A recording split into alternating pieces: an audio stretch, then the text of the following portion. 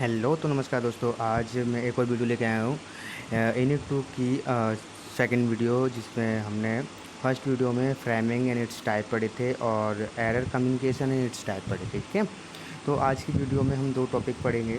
इसमें error correction होगा, इसमें स्लाइडिंग विंडो प्रोटोकॉल होगा। एग्ज़ाम के पॉइंट ऑफ व्यू से ये दोनों चारों ही, यानी जितने मतलब एग्ज़ाम के पॉइंट ऑफ व्यू से चारों ही टॉपिक मोस्ट इंपॉर्टेंट चीज़ है। तो error correction and sliding window protocol ये भी एकदम से मोस्ट इंपॉर्टेंट चीज़ है। ठीक है, इसमें मैंने सिर्फ इम्पोर्टेंट ही क्वेश्चन दिए हैं, उसकी टेंशन मत लीजिए। आप इन्हें भी तैयारी करके जाते हो तो बहुत अच्छे से नंबर गेन कर जाएंगे, आप टेंशन मत लीजिए उस बात की। ओके, तो आज मैं आपको पढ़ाऊँगा, आज हम पढ़ेंगे इसमें error correction and sliding window protocol. Okay, चलिए स्टार्ट करते हैं हम स्लाइडिंग विंडो प्रोटोकॉल। ओके, चलिए स्टार्ट करते हैं एरर करेक्शन। ठीक है, एरर करेक्शन का मतलब होता है एरर को आ रहा है फाइंड आउट करना, एरर को कैसे सॉल्व करना, वो एरर करेक्शन कह रहा है। ओके, तो स्टार्ट करते कह रहा है when the data is send from the sender side to a receiver side and need to be detect और करेक्ट। ओके, जब डेटा सेंडर के साइड से, यानी सेंडर जब भेजता है टू रिसीवर साइड, यानी रिसीवर को भेजता है डेटा ओके, जो सेंडर है रिसीवर को डेटा भेजता है, तब क्या डिटेक्ट, तब किसकी ज़रूरत होती है? Needs to detect the correct. Okay, तो उसकी ज़रूरत होती है डेटा हमारा करेक्ट रिसीवर के पास पहुंच रहा है या नहीं पहुंच रहा है। ठीक है, उसमें ये डिटेक्ट करता है उसमें। ठीक है, ये एरर करेक्शन उसमें ये डिटेक्ट करता है डेटा में कोई बग तो नहीं है, प्रॉब्लम तो नहीं है, तो उसे वो रिसीव करेगा, डिटेक्ट करेगा, डेटा ठीक है, सेंडर के पास रिसीवर के पास भेज देगा। ओके, अब कह रहा है so an error correction method is use to for a purpose. ठीक है, और ये एरर करेक्शन है ना, ये एक मेथड है, जो मेथड है वो करेक्शन को यूज करने के लिए, यानी कि जो करेक्शन पर्पस के लिए यूज किया जाता है। Okay, following are the two ways through which error correction can be handle. ठीक है, इसमें दो मेथड होते हैं, उसमें एरर करेक्शन को हैंडल करने के लिए टू मेथड का यूज करते हैं हम लोग, जिसमें एक बैकवर्ड एरर करेक्शन होता है और एक फॉरवर्ड एरर करेक्शन होता है। तो बैकवर्ड के लिए उसमें क्या कहता है, देखो, in this method when my error is found in the data at a receiver and. Okay, जब इस मेथड में जब डेटा रिसीवर एंड पर, यानी कि जब रिसीवर डेटा रिसीव कर रहा है उस साइड पर, ठीक है, हमारा अगर वहाँ पे एरर हमें फाइंड आउट होता है, ठीक है, एरर हमें मिलता है उस टाइम पे रिसीवर एंड पर, तो then the request for responding the whole data unit is send to by receiver. ठीक है, तब उसके बाद क्या, तो जो जितना भी डेटा होगा ना, जितना भी डेटा होगा उसकी रिक्वेस्ट को रिसेंड करेगा दोबारा से किसके पास? रिसीवर के पास रिसीव कर देगा, जो कि तुम वो बता देगा, यानी कि ये बैकवर्ड करेक्शन बता देगा, टेक्निक बता देगी कि पहले से ही बता देगी उसे रिसीवर को आपके पास डेटा करप्ट आ रहा है, थोड़ा भी डेटा करप्ट आ रहा है, तो ये पहले से ही रिस्पॉन्ड कर देगा, पहले से ही रिसेंड इन्फॉर्मेशन दे देगा रिसीवर को, जो कि उसे पहले से ही पता चल जाएगा, हाँ मेरा डेटा करप्ट आ चुका है। ओके, ये होता है बैकवर्ड करेक्शन। ठीक है, अब फॉरवर्ड करेक्शन में क्या होता है? फॉरवर्ड करेक्शन में होता है in this method N error correction code is use by receiver that automatically correct the error. ठीक है, तो जब एरर होता है ना, एरर करेक्शन कोड होता है भाई used by receiver automatically correct a error. ठीक है, अब इसमें देखो कितना फ़ायदा है। ठीक है, उसमें हमें करना पड़ता था, यानी कि जो सिस्टम था उसे वो एरर फाइंड आउट करता था, करेक्ट करता, बट हम इस मेथड को यूज करके कोई भी एरर आ रहा है, करेक्शन एरर आ रहा है, तो हम ऑटोमेटिकली करेक्ट कर देता है ये। ठीक है, रिसीवर एंड पर ये ऐसी टेक्निक है, आपको करनी नहीं पड़ेगी। उसमें हम फॉरवर्ड में बैकवर्ड में हम करते थे खुद एरर करेक्शन, ठीक है, खुद करना पड़ता, बट इस टेक्निक का यूज करके, फॉरवर्ड टेक्निक का यूज करके एरर कितना भी आ जाए, बट सिस्टम है ऑटोमेटिकली उसे एरर को करेक्ट कर देगा, नहीं एरर को फाइंड आउट करके उसे ठीक कर देगा। ओके, समझ में आ रहा ना? चलिए, forward error correction FEC। Okay, forward error correction ही हो गया FEC का full form, is a method for obtain error control in data transmission media. Okay, data transmission in which is a source transmitter send a radiant data and a destination receiver recognize only portion of data and contain the apparent error। Okay, तो इसमें कह रहा है जो forward error correction होता है ना, जो ऑप्टेन करता है, ऑप्टेन एंड कंट्रोल करता है जो डेटा ट्रांसमिट हो रहा है, ठीक है, जिस सोर्स से, ठीक है, विच द सोर्स, यानी जिस सोर्स से जो डेटा ट्रांसमिट कर रहा है, यानी कि सेंडर रेडियंट डेटा डेस्टिनेशन या रिसीवर, यानी डेटा को रेडियंट कर रहा है सेंडर रिसीवर साइड पर। ठीक है, तो डेटा डेस्टिनेशन रिकॉग्नाइज करेगा डेटा को, पहले तो रिकॉग्नाइज करेगा ये, ठीक है, ये फॉरवर्ड एरर करेक्शन पहले डेटा को रिकॉग्नाइज करेगा, फिर उस पोर्शन को देगा, उसके बाद कंटेंट जितने भी एरर होंगे उसे अपीरियंट कर देगा और उसे रिमूव कर देगा। मेरे कहने का मतलब है इस फॉरवर्ड करेक्शन में डेटा कितना भी करेक्ट हो जाए, ये इसमें ये टेक्निक यूज़ करने के बाद हमें खुद एरर को हैंडल नहीं करना पड़ेगा, एरर को करेक्ट नहीं करना पड़ेगा, ये सिस्टम खुद ही ऑटोमेटिक डेटा को करेक्ट कर देगा। ओके, समझ में आया ना। चलिए, हमारा एरर करेक्शन कंप्लीट होता है, अब हम स्लाइडिंग विंडो प्रोटोकॉल पढ़ेंगे। ठीक है, sliding window protocol. Okay, sliding window protocol में क्या कहता है, before learning about the sliding window protocol let us first learn about computer network OSI models पढ़ा थे, OSI रेफरेंस मॉडल उसी का ही ये पार्ट है। Okay, and the data link layer and the sliding window protocol is related to data link layer, यानी sliding window protocol है जो किसके रिलेटेड, डेटा लिंक लेयर। देखा ना, लेवर उसमें एक लेयर थी data link, third layer down से थर्ड लेयर थी डेटा लिंक लेयर। ओके, तो उससे रिलेटेड है ये। ठीक है, अगर before about sliding window protocol first about computer, देखो इसमें सब चीज़ पता चलता है, कंप्यूटर नेटवर्क के बारे में पता चला हमें, OSI रेफरेंस से ये रिलेटेड होती है sliding window protocol. Okay, and data link layer है sliding window protocol related to data link layer. ठीक है, ये स्लाइडिंग विंडो प्रोटोकॉल है डेटा लिंक लेयर से रिलेटेड है, उससे रिलेटेड है। Okay, the OSI model in 7 layer model, so it is also known as a 7 layer architecture model. Okay, तो OSI reference model को भी हम 7 लेयर आर्किटेक्चर मॉडल भी कहते हैं। ये समझ में नहीं, ये क्वेश्चन आया था, ये लिखना, write down the 7 layer architecture model. ये उसमें ये नहीं लिखेगा OSI रेफरेंस मॉडल भी लिख के आ सकता है, write down the 7 layer architecture लिख के आ सकता है, OSI रेफरेंस मॉडल लिख के आ सकता है, link define the all layers in all layers लिख के आ सकता है। उसमें इस कंफ्यूज मत हो जाना। ओके, जब क्वेश्चन आए कंफ्यूज मत होना कि आर्किटेक्चर, हमने तो आर्किटेक्चर पढ़ा ही नहीं था भाई। आप आर्किटेक्चर वही होता है 7 लेयर आर्किटेक्चर, वही OSI रेफरेंस ही मॉडल होता है। ओके, उसमें कंफ्यूज मत होना आप लोग, मैंने देखा है बहुत सारे लोग कंफ्यूज होते हैं, बट कंफ्यूज मत होना, वही 7 लेयर आर्किटेक्चर वही सेम ही है, एक ही चीज़ है। ओके, चलिए अभी क्या कह रहा है, the data linker is one of the 7 layer of. ठीक है, इसमें 7 लेयर में से एक डेटा लिंक लेयर है, तो एक लेयर होती है इसमें, 7 लेयर में से एक लेयर होता है डेटा लिंक लेयर। ओके, चलिए इसमें कह रहा है, देखो इसका रिलेटेड बताया ना, देखो ये डेटा लिंक सर्विसेज दे रहा है। ओके, एंड 3 लेयर्स होती हैं इसमें। ओके, तो ये 3 नेटवर्क लेयर है, यहाँ से पहुँचा, हेडर हो गया, पैकेट डेटा हो गया, टेलर हो गया, एंड ये पूरा फ्रेम हो गया, एंड वन फिजिकल लेयर। सबसे फर्स्ट फिजिकल लेयर होती है डाउन पोर्शन से फिजिकल लेयर। ओके, तो इसमें हेडर हो गया, पैकेट डेटा, देखो फ्रेमिंग में बताया ना, डेटा पैकेट्स के रूप में जाता है। ठीक है, सब इर्द गिर्द ही घूम रहे हो आप लोग, फ्रेमिंग पढ़ा था, ये फ्रेमिंग पढ़ा था हमने, कम्युनिकेशन पढ़ा था, सारा ये उसके इर्द गिर्द घूमो, कंप्यूटर नेटवर्क के इर्द गिर्द घूमोगे पूरा, कोई अलग से नहीं पढ़ने को मिलेगा, बट सबका टॉपिक अलग है, अब समझना भी अलग है। ओके, तो इसमें है, and next refer the image below the see the transmission of the data working on the data link layer.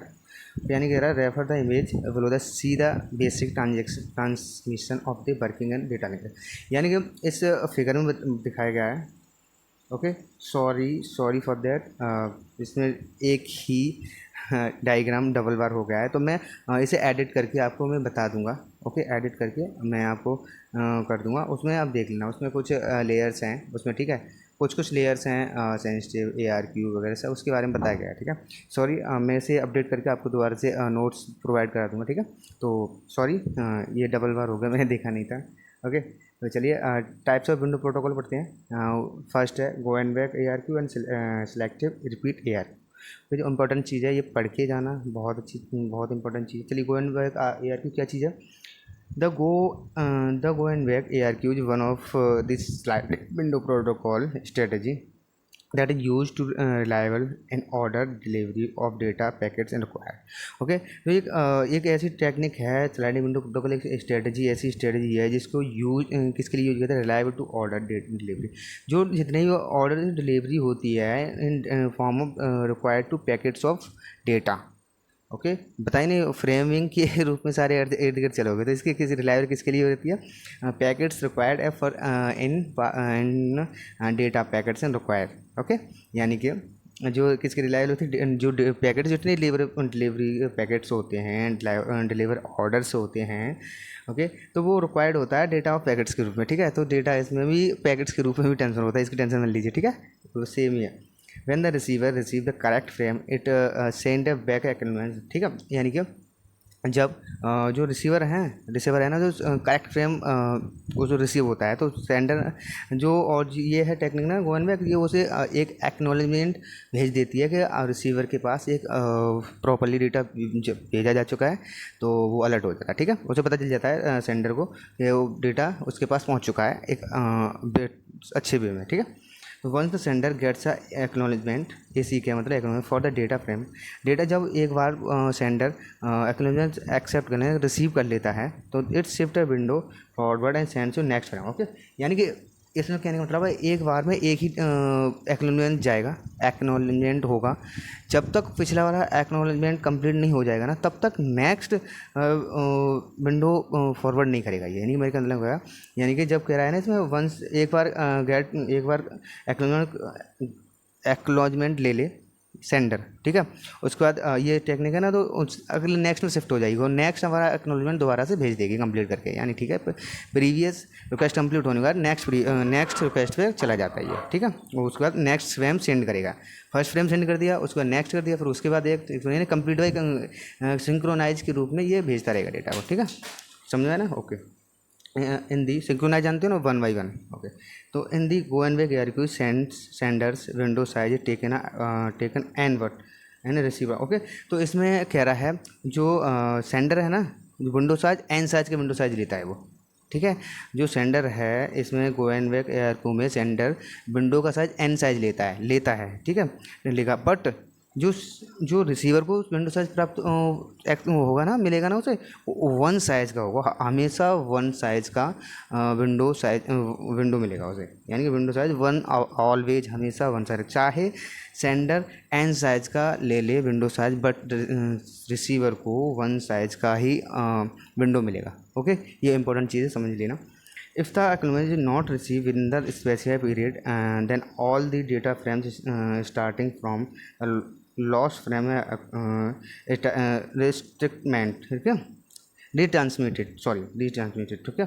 तो अगर डेटा एक्नॉलेजमेंट रिसीव नहीं होता है यानी कि स्पेसिफिक पीरियड में, मतलब टाइम पीरियड में अगर एक्नॉलेजमेंट रिसीव नहीं होता है सेंडर को, ठीक है, तो अगले जो ऑल फ्रेम्स हैं ना, जितने स्टार्टिंग फ्रॉम लॉस्ट, यानी कि जो एक्नॉलेजमेंट उसे मिलेगा नहीं, तो नेक्स्ट फ्रेम भी लॉस्ट होना स्टार्ट हो जाएंगे, ठीक है। नेक्स्ट फ्रेम भी लॉस्ट हो जाना चाहिए फ्रॉम द लॉस्ट आर रीट्रांसमिटेड, यानी कि तो लॉस्ट होंगे दोबारा से रीट्रांसमिटेड होंगे, तो दोबारा रीट्रांसमिट होने से डेटा भी फ्रेम्स भी हमारे लॉस्ट होने लग जाएंगे, ठीक है। यानी कि अगर जब एक्नॉलेजमेंट उसे सेंडर को ना मिले तब डेटा हमारा ट्रांसफ़र नहीं होगा, हमारा डेटा लॉस्ट होने लग जाएगा टाइम पीरियड में, जब तक एक्नॉलेजमेंट नहीं मिल रहा है तब तक, ठीक है। डेटा आता जाएगा, रिसीव उसे पता ही नहीं चल रहा है सेंडर को डेटा आ रहा है कि नहीं आ रहा है, तो हमारे तो फ्रेम धीरे धीरे हमारे लॉस्ट होना स्टार्ट हो जाएंगे, ओके। ये हमारा important recording question, same to same उसी की तरह go and ARQ retransmit the all data frames starting from the lost या डैमेज फ्रेम, ओके। जब हमारा फ्रेम लॉस्ट हो जाए या डैमेज हो जाए, तो दोबारा से वो रीट्रांसमिट कर देता है उसी फ्रेम को, ठीक है। The sender window size is an, यानी कि सेंडर विंडो साइज लेगा एन साइज का, लेकिन रिसीवर लेगा 1 साइज का विंडो, ऑलवेज, हमेशा, okay. The acknowledgement has a sequence number of the frame that help the sender the identify the lost frame, okay. तो जो सीक्वेंस नंबर ऑफ फ्रेम होते हैं वो सब क्या हेल्प करती हैं, ठीक है, इसमें हेल्प करती है जो एक्नॉलेजमेंट सीक्वेंस नंबर ऑफ होता है, एक्नॉलेजमेंट रजिस्ट्रेशन बोल सकते हैं, ठीक है। एक्नॉलेजमेंट जो नंबर होता है फ्रेम को हेल्प करता है, किसे हेल्प करता है, जो फ्रेम खो गए हैं, जो फ्रेम को सेंडर से जो फ्रेम को आइडेंटिफाई करने में इसे हेल्प करता है, ठीक है। आप सेकंड बन जाए सिलेक्टिव रिपीट ARQ क्या कहता है, The selective repeat ARQ is one of the sliding window protocol strategies that used to bear the reliable order delivery of data packet। Same ही है, ये भी एक स्ट्रेटजी है जो इसके डेटा पैकेट्स को डिलीवर करने के लिए रिक्वायर्ड होती है, उसे यूज किया जाता है, ठीक है। ये भी एक स्ट्रेटेजी है। The selective repeat ARQ use to noisy channel and links and the manage the flow and error control between the sender receiver. Okay, तो ये सेलेक्टिव ARQ रिपीट है, ये नॉइसी चैनल को यूज किया जाता है और नॉइसी चैनल्स एंड लिंक्स, ठीक है, उन्हें यूज करता है, ठीक है, यूज करके ये इतनी फ्लो कंट्रोल है, फ्लो एरर कंट्रोल हैं, जो फ्लो एरर कंट्रोल है उनके जो बीच में flow control between the sender and receiver, ठीक है, जितने भी डेटा को फ्लो कंट्रोल हो रहा है सेंडर रिसीवर के बीच में, उसे ये एरर कंट्रोल करने में मैनेज करता है, करने में यूज किया जाता है, ठीक है। ये नॉइसी चैनल यूज करता है, लिंक्स को यूज करता है एंड ये डेटा कंट्रोल को यानी एरर कंट्रोल को सेंडर और रिसीवर के बीच में मैनेज करता है, ठीक है। सी नंबर क्या कह रहा है, the selective repeater ARQ we only transfer the data from that is damage और लॉस, ठीक है। तो सेलेक्टिव ARQ रिपीट ARQ कहता है जो we only transfer the data from that are damage और लॉस, ठीक है। ओनली हम कब कर सकते हैं, डेटा जब हमारा डैमेज हो या लॉस हो जाए तब हम रीट्रांसफर डेटा को कर सकते हैं इसमें, ठीक है। if any frame is lost or damaged and then the receiver send a negative acknowledgement to a sender and if a frame is correctly received it send back an acknowledgement, ठीक है। तो अगर फ्रेम लॉस्ट या damage होता है तो then उसके बाद रिसीवर सेंड करेगा क्या, नेगेटिव एक्नॉलेजमेंट, ठीक है, नेगेटिव एक्नॉलेजमेंट सेंड करेगा टू सेंडर को करेगा। तो अब वो बताएगा कि if the frame is correctly receive, अब वो कहेगा अगर हमारा अगर फ्रेम करेक्टली रिसीव होता है तो सेंड बैक, यानी कि जो सेंडर है उसे बैक उसे एक्नॉलेजमेंट दोबारा से भेज देगा रिसीवर को। यानी कि अगर हमारा फ्रेम डैमेज होता है या लॉस्ट होता है तो वो सेंड्स यानी रिसीवर उसे सेंडर को एक एक्नॉलेजमेंट भेजेगा कि भाई मेरे पास डेटा नहीं आया है, करप्ट डेटा आया है, वो नहीं आया है, तो उसको एक्नॉलेजमेंट भेज देगा। अगर उसके बाद अगर दोबारा से भेजता है और उसके बाद सेंडर रिसीवर को दोबारा से फ्रेम भेजता है और उसके बाद करेक्टली रिसीव हो जाता है रिसीवर को, तो रिसीवर सेंडर को दोबारा से एक एक्नॉलेजमेंट भेजता है कि मेरे पास डेटा आ गया है अब, तो ठीक है, तो वो एकदम करेक्ट एक्नॉलेजमेंट भेज देगा, तो उसे भी सेंडर को पता चल जाएगा हाँ डेटा रिसीवर के पास पहुंच गया है। ओके, चलिए इंपॉर्टेंट पॉइंट्स रिगार्डिंग पढ़ते हैं। उसके इंपॉर्टेंट पॉइंट्स क्या होते हैं, in this selective repeat ARQ only resend the data from the और डेटा दैट आर डैमेज और लॉस, ठीक है। और इसमें बहुत सेम ही है यार, इसमें सिलेक्टिव रिपीट ARQ में एक ही है, सेंड एंड डेटा को सेंड कर सकते कब, जब हमारा डेटा डैमेज फ्रेम डैमेज हो लॉस्ट हो तो दोबारा से री सेंड कर सकें डेटा को, ठीक है, सेम ही है। As the sender needs to wait for a timer and expire from transmission so use negative agreement, ठीक है। तो सेंडर को किसकी ज़रूरत होती है, wait for timer the expire, तो किसके लिए री ट्रांसमिशन के लिए टाइमर जो एक्सपायर होता है, एक्सपायर हो जाए, एक्सपायर होने से पहले उसे नीड होती है उसके टाइमर की, ठीक है। Wait for timer the expire before transmission, ठीक है। वो पहले उसे ज़रूरत पड़ेगी किसके लिए, तो वेट करेगा कि टाइमर एक्सपायर होने से पहले डेटा को रीट्रांसमिट कर दे, so we are negative acknowledgement, okay. तो ये नेगेटिव एक्नॉलेजमेंट यूज करेगा जब वो टाइमर ख़त्म होने से पहले उसे यूज करें, ठीक है।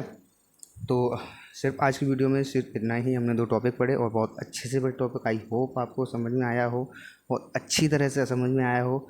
एंड मिलते हैं नेक्स्ट वीडियो में, तब तक के good bye, take care, bye bye and good luck for exam. And एक रिक्वेस्ट है, अगर वीडियो मेरी अच्छी लग रही हो तो लाइक शेयर कमेंट करना ना भूलें और सब्सक्राइब जो ज़रूर कर लें, ठीक है। तो मिलती रहेंगी और भी नेक्स्ट वीडियो आती रहेंगी, और भी सब्जेक्ट वीडियो आती रहेंगी, ठीक है। And thank you so much, bye bye and good bye, take care. मिलते हैं next video, see you soon, okay, bye, thank you.